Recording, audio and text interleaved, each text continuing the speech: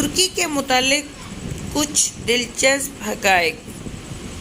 Antalya museum میں art کے 5000 مختلف نمونے رکھے ہوئے ہیں جو اسے دنیا کے بہترین عجائب گھروں میں سے ایک بناتے ہیں۔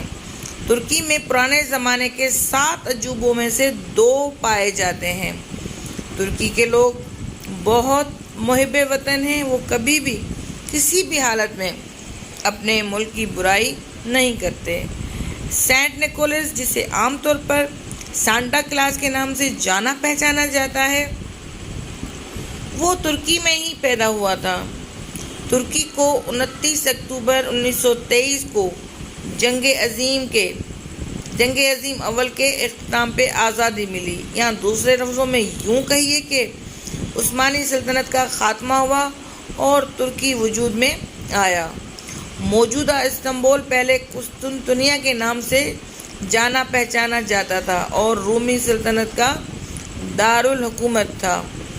ترکیوں کا پسندیدہ کھیل فٹ بال ہے۔ استنبول وہ واحد شہر ہے جو 2 بر اعظموں میں واقع ہے، یورپ اور ایشیا۔ 3% استنبول یورپ میں جبکہ 97% ایشیا میں ہے۔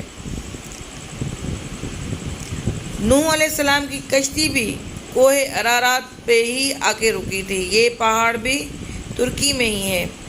پڑھنے لکھنے کے سب سے پہلے ثبوت ترکی کے شہر اناطولیہ سے 1950 میں دریافت کیے گئے تھے۔